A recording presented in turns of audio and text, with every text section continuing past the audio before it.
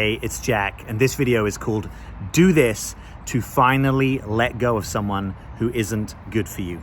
So if you have someone in your life that is hanging around and you know in your heart of hearts that it's actually better for you to leave this person and to let them go, this video is going to help you. Make sure you stay till the end. I've got lots of tips and tricks that I want to share with you. So the first thing I want to say about this is an opportunity for your growth. It may be one of the hardest things that you've done. You may not like the process, but it's actually going to grow you, right? The ability to let go, just generally, let go of people, let go of things, let go of experiences, let go of beliefs, is actually, for most of us, part of our deeper inner work, right? We call this releasing attachments, and it's part of life. It's one of the harder parts of life, and you can take faith that if you learn how to do it in this instance, it's going to stand you in good stead, not just in romantic situations in the future if necessary, but in all domains of your life. So this is a big deal. Treat it as such, and you'll be the beneficiary of the upside. So one of the things that will help you let go is to fully land in the reality that your life in the fullness of time will be better without this person. That is not to say that there aren't some good things that this person may bring to your life, right? And maybe they have a great way of making you laugh. And maybe you've had some happy memories as well as some bad memories. And maybe they bring sides out of you that you like. And maybe you've had a long time connection. So there may be some upsides to it. But you have to land in the reality, even if it feels a little sort of weakly held at the moment, that this is actually for your benefit. And part of what allows you to realize that is cultivating your own sobriety. So that's a fancy phrase. What I mean by that is actually not running programs that get focused on all the good things and tend to minimize the bad things, right? This is actually the opportunity for you to make more contact with the bad things.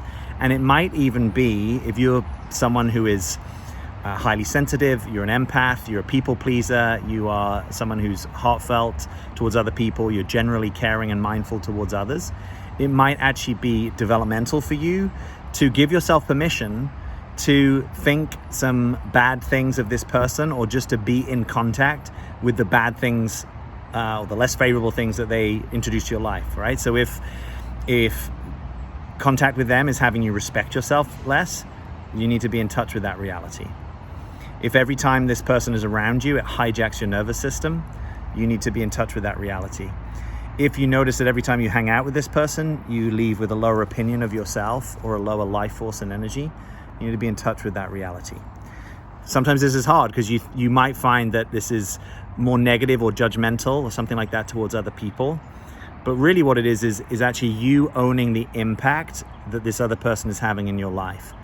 And you don't even need to make someone wrong to own that impact, right? Because impact is part of what we call unarguable subjective experience, right? Again, a bit of a fancy phrase, but it basically means you are the authority on your experience. You know what you're experiencing, and you don't have to take responsibility for someone else to be aware of the impact that's happening over here with you, right? So this might be a good time for you to hit your journal and actually just get down in one place. Like, yeah, I have a constriction in my heart when I'm around this person, or my energy gets dropped, or I don't like who I am, or I get really scattered, or it kind of provokes me to spin out. I lose presence, I lose faith, I lose hope. I don't like the parts of me perhaps that do get called forward. Like maybe I'm actually antagonistic to this person, or I end up, lashing out because I don't feel loved. Or get it all down, the ways that you act out, all of it, so that you in one place, we kind of call this the dashboard, and you can dashboard and see what is the overall impact and the negative impacts that this person or this connection is having in your life. The next thing that you can do to let go of someone finally is actually to turn towards life with an attitude of trust, right? Sometimes this is referred to as faith. Faith tends to have religious context. I don't mean this in a religious way. I mean this in a very profound but simple, presence-oriented way. That you're in a difficult spot. You don't know what tomorrow holds. Part of the desire to hold on to this person is an unconscious fear, likely, that you don't know if something good can come into your life in future. right? So sometimes we get wrapped up in, well, what if this is the best thing, or what if I won't find better, or what if I won't find love again? All of that typically is your fear talking. And the antidote to fear is trust, right? Faith is leaning into life, the universe, God, however you think of that, to say, hey, can you hold me? Or hey, can you partner with me? Or hey, can we figure this out together? You know, find language that makes sense to you, but it's sort of this sense that ultimately you are not fully alone, and that there is some kind of intelligence that is operating through your life path, whether you can fully discern it or not, that tends to bring you the things that you need on your journey of life. That is not to say that you are going to have an easy time, and it's not to say that sometimes good learning doesn't come from a lot of pain and discomfort, right? So none of this is about disavowing difficult experience you're having, but it is saying that often life brings us difficult experiences, and in the fullness of time we can look back and sometimes we can realize why that had to happen, right? Maybe this person came to your life because they needed to wake you up to something, and that whole process of waking up, much like waking up is in the morning for many of us, it's not super pleasant, right? Sometimes we'd rather be asleep, but maybe this person came into your life to notice that your strategy of being a people pleaser, or your strategy of being over there with other people but not over here, or your strategy of under revealing to people who you are, or going with the flow when it's not really true for you, or your strategy of merging kind of unconsciously with other people and losing sight of your own intention and your own purpose, that it took someone else maybe to blow that up, or to make you see that that is not fit for purpose, that's not going to work for you, that there's something else that you need to claim, right? So you don't need to get worried in this moment about the fullness of the lesson that this person in your life might have represented. That can come in the fullness of time. Right now, you just need to stay connected to, I know, and even if I don't know like 100 to 0, maybe I know 55 to 45 that this person isn't good for me, and maybe that's enough, right? It doesn't have to be clean cut. It just has to be enough. And if you're on the fence of like, I really don't know, is this person good for me or is it not? I would suggest to you they're probably really not good for you, right? Because typically if someone's somewhat good for you, you kind of know about it. You know, maybe you guys are both mutually triggering things in each other and you've got some work to do together, that's possible.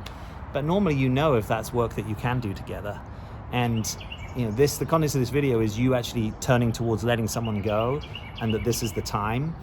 What stops us doing that is often some of the mind racing to the things that it doesn't yet know, right? So like, well, maybe we've lived together. How will I find a new place? Will I be able to support myself? What's going to happen to our friendship group? What about that trip that we planned to Greece? What about? There will be time to deal with the practicalities, right? Often the practicalities can unfold through time. What needs to be attended to now is that you act on the decision, right? A lot of other things can flow downstream. You don't have to have all the answers right now. It's going to be Christmas this year, and you don't know what presents you're going to give to people, but you can figure that out as we get into November and December, right? Right now, you just need to know, what am I taking a decision on? And typically, the easiest way to make a clean break from someone is actually to say, let's go, no contact. Not from a place of F you, but from a place of, this is what will actually serve me to move on from this and heal from it. And that is my intention for myself, and maybe that's even my intention for you over there. Sometimes what can help with this is actually having a kind of a last time to connect, right? Now, if the person has been super inconsistent with you, I wouldn't recommend this, because it could just be more pain of like trying to pin them down to a time when they haven't been good to pin down. But if it's someone that you've had a genuine, through time connection where, actually connecting in real time hasn't been the problem, it might be that just having a time where you can go for a coffee or you can sit in a park and just acknowledge that this thing's coming to an end, and maybe there's some things that need to be said that could be in service of completing, right? Like maybe there's some gratitude, maybe that's not there yet. Maybe there's a few logistical things that do need to just be sorted out that could be wrapped up in one meeting. I'm generally a fan of people kind of almost, I used to call this the big mop up, right? Sweeping everything that is to do with the other person that you actually need their involvement on, as much as possible handling that on the front end. If emotionally you're not in a place to do that, the reason to do that, let me just be clear, is so that then you can go no contact and it has more chance of sticking. It's not them then texting you 2 days later and being like, well, what about your underwear that's in my house? Or, oh, what about the trip to Hawaii? Or what about? This is sort of saying, hey, we've kind of dealt with that in service of no contact. But if that doesn't feel available to you, you can also do the kick it down the road, and you can say, yeah, I'm going to reach back out to you after 30, 45, 60 days, and we can arrange a mutually convenient time to deal with a few of these logistical things, right? Obviously, this depends on context, how much of your lives been overlapping, have you been in a real relationship? Have you been living together? Have you just been traveling to see one another as occasional lovers? So, you'll know the context better than me, but the sort of the basic aim is to try to wrap things into a sort of succinct point, so you don't have to drag on contact with that person when actually going no contact for both of you is probably what will serve you. So it's kind of forcing you into a decision, a bit like if I said, hey, or actually, it's just happened to a friend. There's an opportunity to go on an amazing, life-changing trip, but it leaves on Thursday. So come or don't come. But if you're coming, it's going to be on Thursday.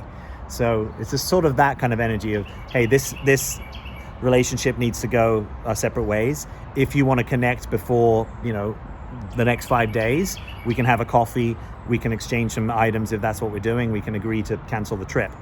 But once that time passes, then I'm going to be no contact. So it's actually inserting a little bit of structure and discipline from your side in service of you, and probably in service of them. And the things that you don't know now, that's where you have to sort of lean into and trust tomorrow. Trust that the right answers can come in time for you. Sometimes it gets a little harder before it gets easier. Sometimes you have to just go through the grief and the longing and the sort of fawning for someone, the missing them. It's not to say that it's easy or that you're going to like that experience, but often you have to go through some of that. It's actually in service of you, right? Like grief is an appropriate emotion when we're losing something. Even a connection that hasn't been good for you will have elements of loss, right? Could be big loss. So get support, get quiet, get your journal, light your candle, simplify your life, get out in nature, keep your routines, right? Try if you can to, go to bed, get good sleep, get up, make your beds, make your breakfast, go to the coffee shop, go to the gym. Like do the things that allow you to be held for some of your day, right? And then you want to create these small spaces where you actually open up to, hey, what am I feeling? Maybe you hit your journal, maybe you connect with a friend, maybe you connect with professional support that helps you digest what's happening. You don't want to be doing that 24/7, but you also don't want to be ignoring it, right? Sometimes people solve this by just launching themselves into a new relationship, working even harder, you fill in the blank, but you've actually got to feel this stuff. Those people, we've all maybe been there in some ways, but you got to get to that point eventually, right? If that's literally the best you can do and that's the only thing you can do, okay. But just realize there will be a day when that stuff is going to need to be processed, because you don't want to get held in your body. You don't also want it holding you back from what could be the next form of connection or nourishment in your life. So you'll get through this. Nothing's permanent, right? In the sense, from a grieving perspective, right? You might not know when it's going to end, but this is all, it's all good, deep spiritual practice, right? It's not easy. It's really not easy, but you not having to know, okay, when will I feel kind of clean from this attachment, right? I've had experiences where things have stayed with me for a long time, and I wished I'd actually gotten professional help earlier, because I wasn't able to move my bodily experience or my emotional experience as just as helpfully as I was once I really turned to it more and got the right kind of help. So don't suffer in silence, but try not to create stories about the future, right? Try to use this as a and today sort of practice, where you just have to deal with the thing that's in front of you. The thing that's in front of you right now is that you're grieving. Try your best to turn to that. The thing that's right in front of you is you've got to cancel a ticket and return a toaster. Do the thing that's in front of you. And don't allow your mind to run the show where its fears about, well, what are you doing about this? Or how are you going to figure this out? Or where are you going to be living? Or where are you going to be doing this? You will have the self-leadership to turn to those things in right timing, and that's where the universe can support you to notice when the openings are for right timing. You don't have to have that all figured out right now. Right now, you have to stay attentive to your decision, that you've got clarity that this actually isn't serving you, and that you're going to go through the grief and you're going to go through the practice of non-attachment, right? Non-attachment is the inner work principle that we're working here. Non-attachment doesn't mean that you're not impacted or that you don't care or that you don't grieve, but non-attachment means, you know, you let your life flow more like a river, right? Life is a dynamic through time unfolding process, and it flows. And, you know, we want to grip it and kind of make it something and make it stay the same way, but that is not really the nature of life. I mean, look, I'm here surrounded by trees. Some of these have been here for tens of years. You know, they are growing, right? They are deepening their roots. They're about as static as something could look, but they're actually dynamic. That is the propensity of life, is dynamism. And you've got to let life support you in that. And it's okay if you don't have all the answers. So please share your experience with me. Give this video a like. I read every comment. And if you're new here and haven't yet subscribed, I'd love to have you subscribe to the channel. I'm releasing a lot of videos, personal growth, personal development, dating, authenticity, and how we can find better ways collectively of being together. So I'm Jack, as always. Thanks for being here.